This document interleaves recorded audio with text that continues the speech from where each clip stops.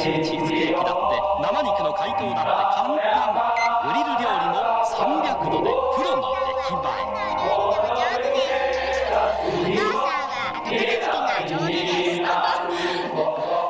PTA で噂のナショナルオーブンケ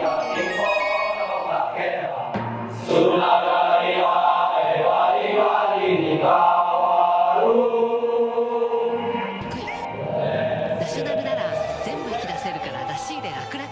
ザ・ノン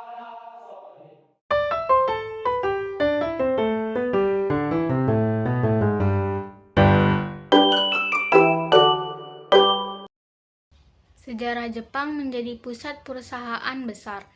Jepang mulai menjadi pusat perusahaan besar setelah restorasi Meiji pada tahun 1868 hingga 1912 yang menandai era industrialisasi dan modernisasi yang agresif.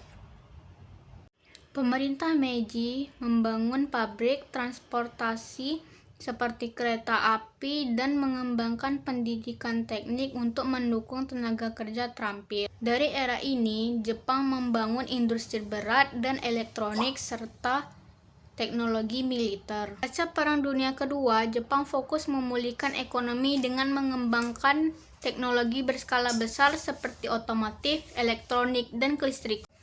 Periode 1950-an hingga 1970-an adalah masa emas industrialisasi Jepang. Didukung dengan pengembangan teknologi tepat sasaran, quality control yang ketat, dan pasar ekspor yang kuat menjadikan Jepang sebagai negara industri maju yang kompetitif di dunia. Sejarah Panasonic menjadi perusahaan manufaktur. Panasonic didirikan pada tahun 1918 oleh Konosuke Matsushita di Jepang.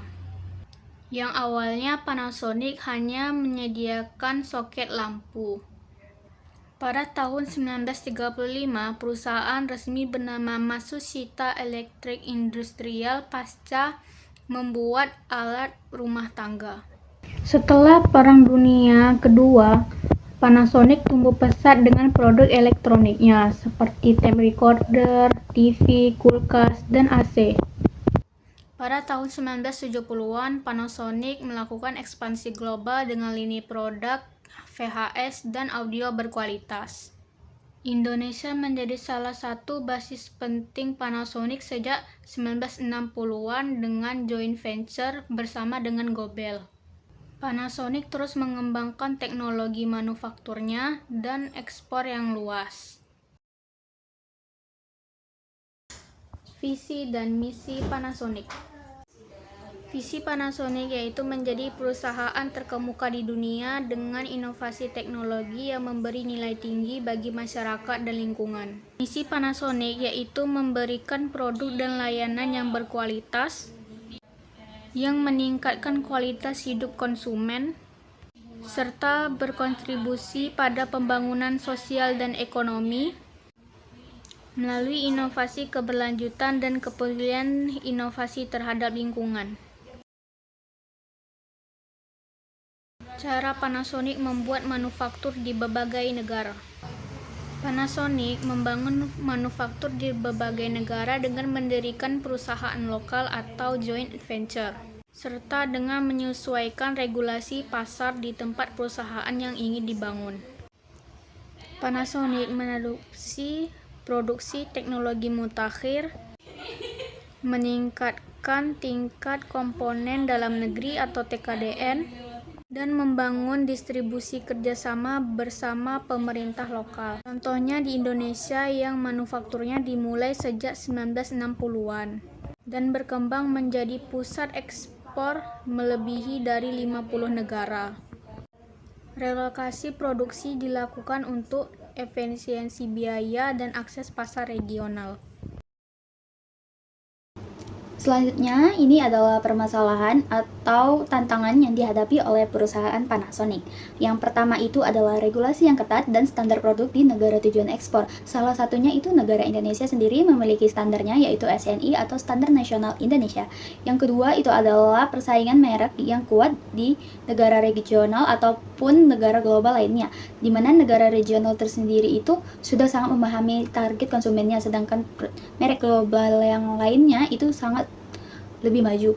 Yang ketiga itu adalah tantangan logistik dan biaya produksi di negara tujuan manufaktur, di mana negara tujuan manufaktur itu harus memenuhi spesifikasi logistiknya dan biayanya, sehingga tidak menurunkan kualitas dari produk Panasonic ataupun tidak membebankan biaya kepada perusahaan Panasonic. Yang keempat itu adalah proses relokasi produksi yang kompleks, di mana salah satunya itu manufaktur AC di Malaysia itu akan dipindahkan ke Indonesia, di mana dengan pemindahan tersebut sehingga mengurangi kualitas ataupun membutuhkan tenaga yang ekstra. Dan yang terakhir ataupun yang kelima itu adalah fluktuasi ekonomi dan regulasi proteksionis di negara-negara. Nah, beberapa negara itu memiliki peraturan-peraturan di mana sangat memproteksi produk di dalam negeri, sehingga menyulitkan produk dari luar atau perusahaan manufaktur untuk masuk ke dalam negara tersebut.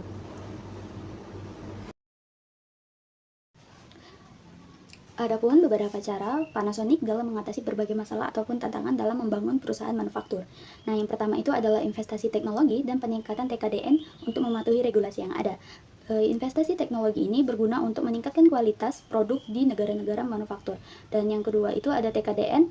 Nah, TKDN itu berguna untuk mematuhi regulasi, di mana sebuah negara biasanya memiliki regulasi untuk menggunakan komponen yang ada di dalam negeri.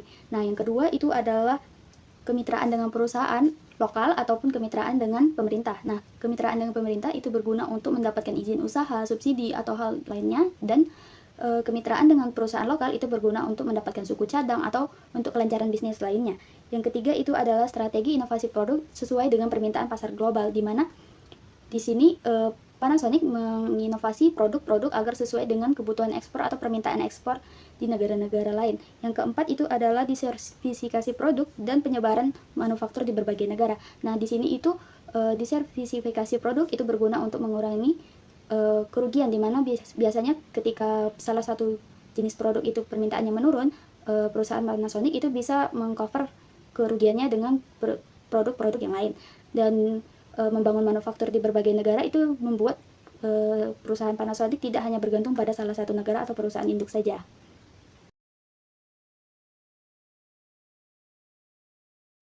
Adapun dampak positif dari perusahaan Panasonic membangun manufaktur di luar negeri. Nah, yang pertama itu adalah ekspansi pasar dan meningkatkan pendapatan ekspor. Dengan membangun manufaktur di luar negeri, perusahaan Panasonic bisa meningkatkan ekspansi pasarnya secara di pasar global, kemudian mendapatkan pendapatan ekspor yang lebih meningkat. Yang kedua itu adalah transfer teknologi dan membuka lapangan kerja baru di wilayah negara manufaktur. Nah, dengan adanya perusahaan di negara lain atau membangun manufaktur itu bisa membuka lapangan kerja serta mendapatkan transfer teknologi dari negara asalnya Jepang. Yang ketiga itu adalah diversifikasi atau pengurangan risiko. Jadi di sini perusahaan manufaktur itu berguna untuk mengurangi risiko seperti risiko logistik ataupun risiko-risiko lainnya. Selain memiliki dampak positif, perusahaan Panasonic dalam membangun manufaktur di luar negeri itu juga memiliki dampak negatif. Nah, yang pertama itu adanya tantangan dari pengendalian jarak jauh. Dan untuk membangun manufaktur di luar negeri itu harus mendapatkan pengawasan juga dari perusahaan utama. Namun karena sudah berbeda negara, itu pengendaliannya lumayan cukup sulit atau menjadi sebuah tantangan bagi perusahaan Panasonic. Nah, yang kedua itu adalah persaingan harga di merek regional ataupun merek global lainnya, di mana merek regional itu sudah menjadi merek yang lumayan terkenal di negara tersebut dan sangat mengetahui pangsa pasar di negara tersebut, ataupun merek global yang jauh lebih kuat mereknya. Nah, yang terakhir itu adalah persaingan harga atau kompleksitas perusahaan Panasonic dalam mengikuti standar di tiap-tiap negara yang berbeda, di mana tiap-tiap negara itu sudah pasti memiliki standar yang berbeda dan kita sebagai pengekspor produknya itu harus mengikuti standar yang ada di negara-negara lain tersebut. Selanjutnya, yang terakhir itu adalah analisis SWOT dari perusahaan Panasonic dalam membangun manufaktur di luar negeri. Nah, yang pertama itu adalah strength ataupun kekuatan dari dalam perusahaan, di mana perusahaan ini memiliki teknologi yang canggih, pengalaman di bidang global, kemudian memiliki merek yang kuat, dan terakhir inovasi yang tinggi terhadap produk. Kemudian weakness ataupun kelemahan dari dalam perusahaan. Yang pertama itu adalah biaya produksi yang cukup tinggi, yang kedua adalah ketergantungan terhadap beberapa pangsa pasar, yang ketiga itu adalah penyesuaian regulasi di beberapa negara. Kemudian itu opportunities atau peluang. Nah, peluangnya itu adalah pangsa pasar yang cukup besar di wilayah Asia ataupun Afrika. Kemudian permintaan terhadap barang elektronik yang ramah lingkungan. Kemudian yang terakhir itu adalah kolaborasi lokal. Kemudian yang keempat itu adalah threats ataupun ancaman dari luar. Nah, ancaman dari luar ini bisa didatangkan dari merek regional perusahaan manufaktur ataupun merek global lainnya. Kemudian itu adalah perubahan regulasi di mana perusahaan kemudian akan menyesuaikan kembali regulasi yang ada. Kemudian itu yang terakhir adalah fluktuasi ekonomi, di mana keadaan ekonomi itu selalu berubah-ubah sehingga dapat menurunkan permintaan dari perusahaan atau permintaan dari konsumen.